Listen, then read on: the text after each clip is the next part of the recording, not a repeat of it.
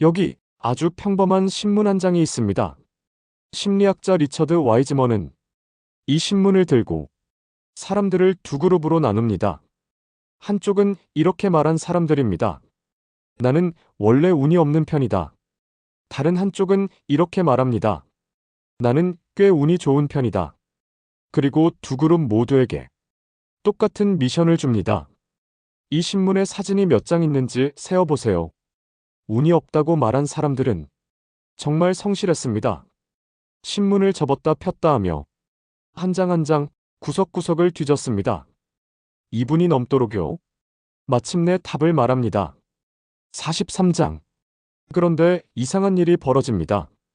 스스로 운이 좋다고 말한 사람들은 신문을 펼치자마자 단 2초 만에 이렇게 말합니다. 43장입니다. 속임수도 요령도 아닙니다. 비결은 아주 단순했습니다. 신문 두 번째 페이지에 아주 큰 글씨로 이 문장이 적혀 있었기 때문입니다. 이 신문에는 사진이 43장 있습니다. 여기서 우리는 이 실험을 보통 이렇게 해석합니다. 아, 운이 좋은 사람은 마음가짐이 다르구나. 하지만 오늘 우리는 이 이야기를 절대 그렇게 쓰지 않을 겁니다.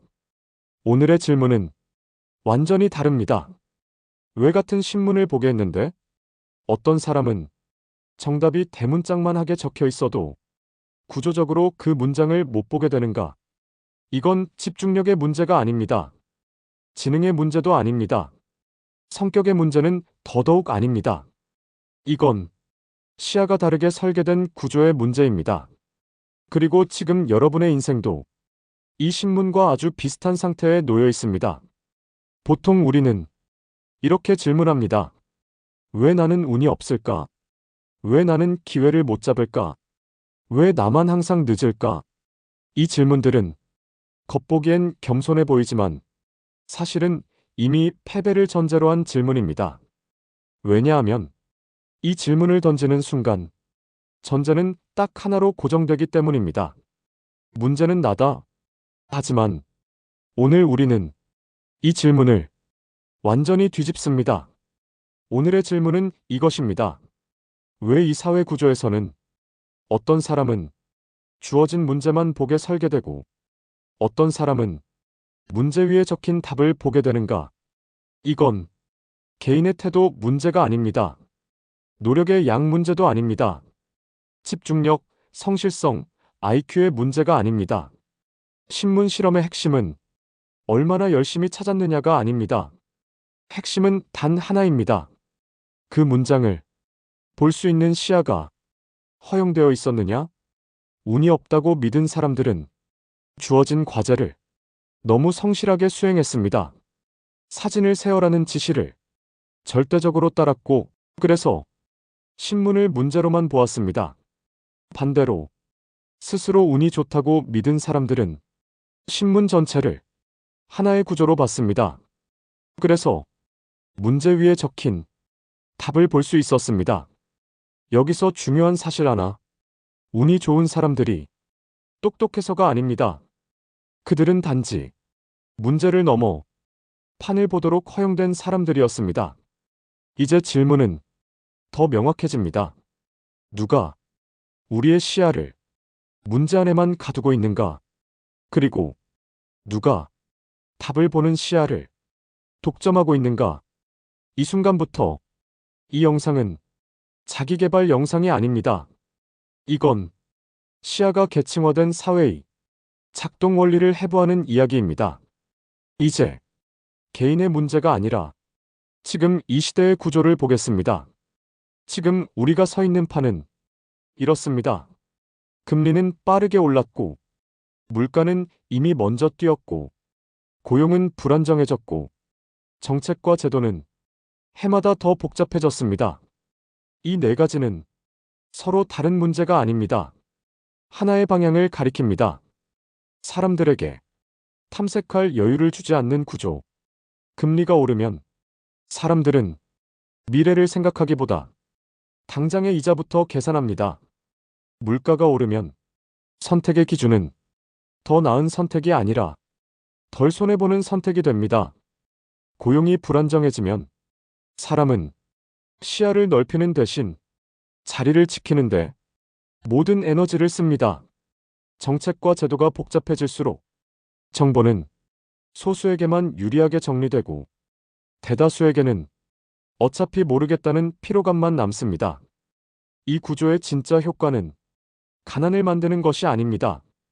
시야를 좁히는 것. 사람들은 바빠졌고 선택 하나하나의 비용은 예전보다 훨씬 커졌습니다. 실수 한 번의 대가가 너무 커졌기 때문에 사람들은 틀리지 않는 선택만 하려고 합니다. 문제는 이 순간부터 사람이 판을 보는 존재가 아니라 문제를 처리하는 존재로 바뀐다는 점입니다. 그래서 이 구조는 사람을 자연스럽게 두 부류로 나눕니다. 지금 당장 손실을 막아야 하는 사람, 잠시 멈춰 주변을 둘러볼 여유가 있는 사람. 중요한 건 이 구분이 능력의 차이가 아니라는 겁니다. 신문 실험에서 나는 운이 없다고 말한 사람들은 게을러서 실패한 게 아닙니다. 그들은 지시를 충실히 수행했고 문제를 정확히 처리했습니다. 다만 구조적으로 다른 걸 볼 시간이 없었을 뿐입니다.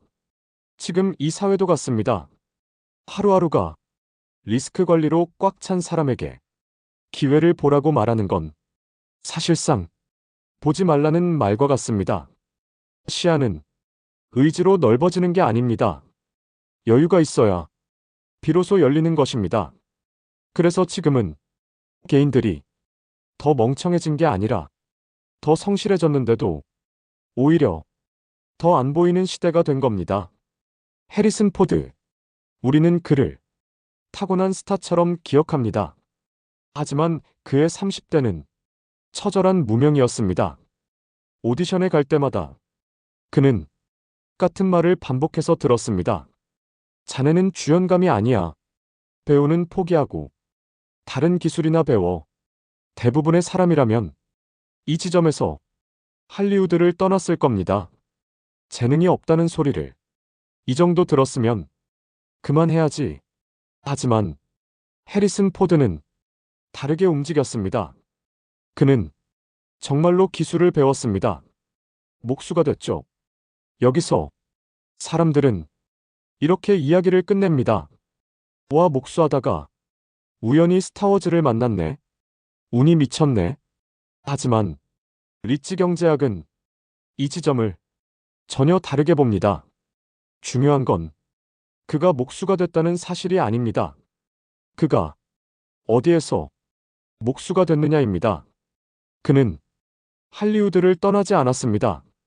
그가 만든 가구의 고객은 우연히도 감독이었고 프로듀서였고 배우들이었습니다.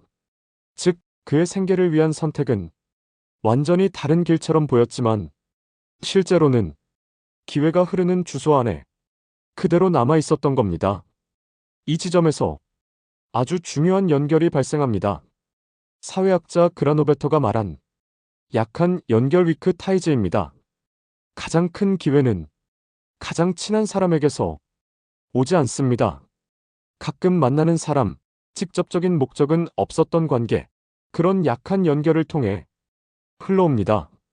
해리슨 포드는 주연 배우가 아니었기 때문에 중심에 있지는 못했지만 주소를 벗어나지도 않았습니다. 그래서 약한 연결이 끊기지 않았고 결국 역할 하나가 그에게 흘러들어옵니다. 이건 기적이 아닙니다. 행운은 무작위로 떨어지지 않습니다. 행운은 주소를 가집니다.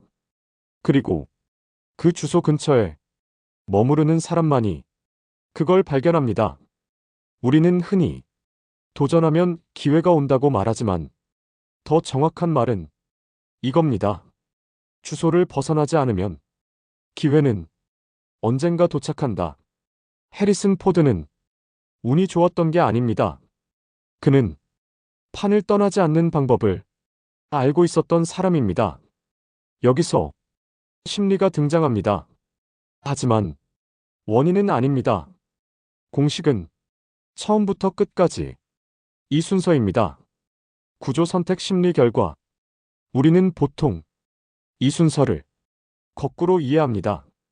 불안해서 잘못된 선택을 했다. 하지만 현실은 반대입니다. 불안한 구조가 불안한 심리를 만듭니다. 이제 공식을 그대로 대입해 보겠습니다. 불안한 구조. 지금 당장 살아남아야 하는 상황. 선택의 기준이 성장이 아니라 생존으로 이동. 시야가 자동으로 축소.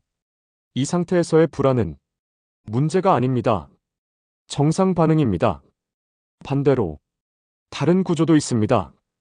여유가 구조적으로 허용된 환경. 실패해도 치명적이지 않은 선택 가능. 탐색이 가능. FOMO가 작동. 여기서 중요한 포인트 하나. FOMO는 불안의 반대말이 아닙니다. FOMO는 여유가 있을 때만 작동하는 심리입니다. 놓칠까봐 두려워할 수 있으려면 먼저 놓쳐도 되는 판 위에 있어야 합니다. 신문 실험으로 다시 돌아가 보겠습니다. 운이 없다고 느낀 사람들은 지시를 정확히 수행해야 한다는 불안 상태에 있었습니다. 그래서 신문을 과제로만 보았고 대문장을 읽을 수 없었습니다. 그들은 주의력이 부족했던 게 아닙니다. 오히려 너무 집중했습니다. 문제는 집중의 대상이 너무 좁았다는 겁니다. 반대로 스스로 운이 좋다고 믿은 사람들은 지시를 절대적 규칙으로 받아들이지 않았습니다. 그래서 시야를 신문 전체로 확장할 수 있었고 정답이 적힌 대문장이 보였던 겁니다. 이 차이는 성격의 문제가 아닙니다. 어떤 심리가 허용된 구조에 있었느냐의 차이입니다. 그래서 불안을 이겨내라고 말하는 순간 문제는 절대 해결되지 않습니다. 구조가 바뀌지 않는 한 심리는 다시 원래대로 돌아옵니다. mRNA 백신의 핵심 개발자 카탈린 카리코. 우리는 지금 그녀를 노벨 상급 과학자, 인류를 구한 인물로 기억합니다. 하지만 그 이름이 알려지기 전 그녀의 40년은 거의 실패의 연속이었습니다. 연구비는 반복해서 끊겼고 교수직은 박탈됐고 동료들은 그녀의 연구를 비현실적이라며 외면했습니다. 그녀는 능력이 없어서 버려진 게 아닙니다. 당시의 구조에서 mRNA 연구는 돈이 안 되는 분야, 성과가 불확실한 영역이었기 때문입니다. 사람들은 2020년 이후에야 이렇게 말하기 시작합니다. 타이밍이 기가 막혔다. 운이 정말 좋았다. 하지만 리츠 경제학은 이 말을 그대로 받아들이지 않습니다. 구조적으로 보면 이건 완전히 다른 이야기입니다. 이 사회 구조는 결과가 나온 뒤에만 과거의 고통을 행운으로 재명명합니다. 성공 이전의 시간은 서사에서 늘 삭제됩니다. 수십 년 동안의 불안, 조롱, 생계의 압박, 커리어의 붕괴 위험. 이 시간들은 결과가 나오지 않았다는 이유로 아무 의미도 없었던 것처럼 취급됩니다. 그리고 성공이 발생한 순간 모든 설명은 한 문장으로 축소됩니다. 운이 좋았네. 이건 칭찬이 아닙니다. 구조가 자신의 잔인함을 지우는 방식입니다. 카탈린 카리코에게 행운이 있었다면 그건 백신이 터진 순간이 아니라 그 이전에 있었습니다. 그녀가 완전히 구조 밖으로 밀려나지 않도록 간신히 주소를 유지할 수 있었던 것, 연구를 계속할 수 있을 만큼의 아주 작은 연결과 자리, 그 최소한의 연결이 없었다면 mRNA는 결과를 만들 기회조차 없었을 겁니다. 하지만 그 시간은 보이지 않았습니다. 왜냐하면 성과가 없었기 때문입니다. 그래서 우리는 항상 같은 착각을 반복합니다. 저 사람은 결국 운이 좋았잖아. 아닙니다. 보이지 않던 시간은 늘 삭제됩니다. 그리고 삭제된 시간 위에만 행운이라는 라벨이 붙습니다. 행운처럼 보이는 순간은 사실 장기 구조 안에서만 의미를 갖는 결과입니다. 1998년 레리 페이지와 세르게이 브린. 우리는 그들을 실리콘밸리의 천재 창업자로 기억합니다. 하지만 당시 그들은 학생이었고 연구실에 틀어박힌 무명 개발자들이었습니다. 그들은 자신들의 기술을 들고 여러 회사를 찾아다녔지만 반응은 같았습니다. 쓸모없다. 사업성이 없다. 연구를 접어야 하나 고민하던 시점, 한 교수의 소개로 아주 짧은 만남이 성사됩니다. 앤디 벡톨샤임. 그 만남은 회의실도 아니었습니다. 현관 앞 서서 하는 대화. 단 10분. 그리고 그는 수표를 써줍니다. 10만 달러. 이 장면에서 사람들은 이렇게 말합니다. 와, 인맥운이네. 소개해줄 사람이 있었네. 하지만 리츠 경제학은 이 장면을 다르게 해석합니다. 이건 인맥이 좋았다는 이야기가 아닙니다. 약한 유대가, 닫힌 구조를 통과했기 때문입니다. 강한 관계는 안전합니다. 하지만 정보는 순환합니다. 같은 업계, 같은 언어, 같은 기준. 그래서 강한 관계 안에서는 이미 알고 있는 답만 되풀이됩니다. 반대로 약한 유대는 불안정합니다. 하지만 새로운 정보를 가져옵니다. 다른 기준, 다른 시야, 다른 판단. 앤디 벡톨샤임은 그들의 일상이 아니었고 그들의 생태계 중심도 아니었습니다. 그래서 기존이 사업성 없음 프레임을 적용하지 않았습니다. 닫힌 구조 밖에서 한 번 더 본 사람이었습니다. 이게 결정적 차이입니다. 구조를 실제로 뚫는 건 항상 약한 연결입니다. 강한 관계는 사람을 지켜주지만 판을 바꾸지는 않습니다. 그래서 모든 큰 기회는 항상 이렇게 도착합니다. 짧게, 우연처럼. 그러나 주소 안에서 이건 인맥운이 아닙니다. 구조가 어디에서 열리는지를 알고 있었던 것입니다. 그리고 지금까지의 모든 이야기는 이 한 문장으로 정리됩니다. 기회는 중심이 아니라 연결에서 온다. 벨크로는 위대한 발명에서 시작되지 않았습니다. 산책을 마치고 돌아온 뒤 강아지 털에 유독 끈질기게 달라붙은 씨앗 하나에서 시작됐습니다. 대부분의 사람에게 이건 짜증입니다. 귀찮음입니다. 떼어내고 잊어버릴 대상입니다. 하지만 그 씨앗을 본 사람은 다르게 반응했습니다.